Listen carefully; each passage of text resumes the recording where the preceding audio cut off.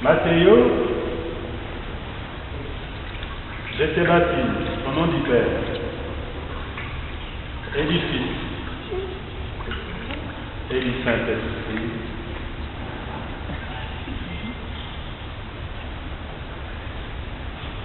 Mais qu'est-ce que vous attendez? Mais applaudissez.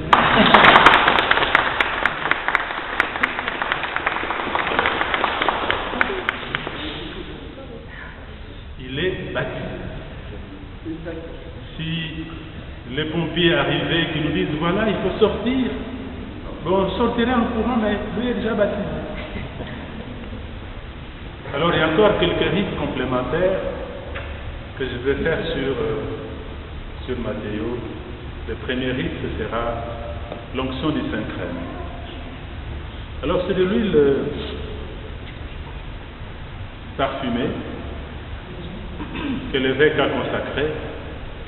C'est cette huile dont l'Église se sert pour le baptême, pour la confirmation et pour les sacrements de la prêtrise, pour l'ordre. Donc moi j'ai reçu cette huile aussi dans mes mains.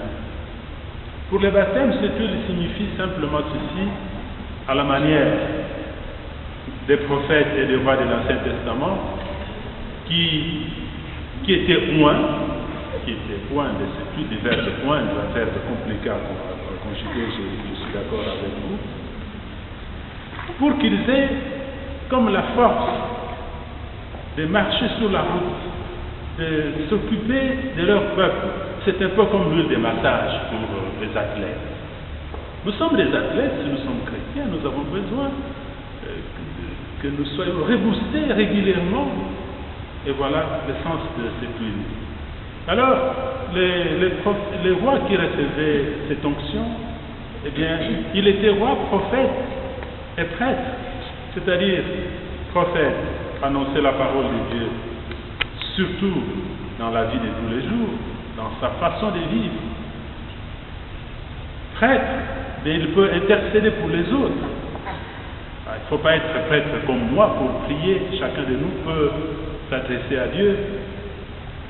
Et roi, je voulais expliquer, le chrétien c'est quelqu'un qui se met au service. Matteo,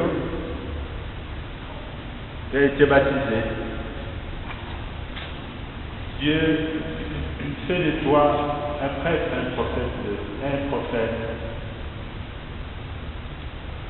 Il fait de toi un roi pour que tu te mettes au service de ta famille, au service du monde. Je vais t'oindre de cette huile de sainte qui te donne toute cette grâce. Au nom du Père, et du Fils, et du Saint-Esprit.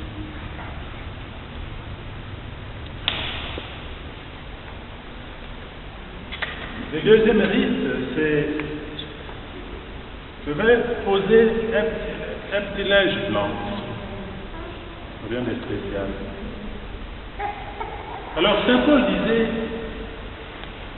vous les chrétiens, vous êtes habillés du Christ. Vous avez pris comme vêtement le Christ. Et il dit ailleurs, moi Paul, ce n'est plus moi qui vis, c'est le Christ qui vit en moi. Mais si on est habillé du Christ, il faut avoir un cœur pur.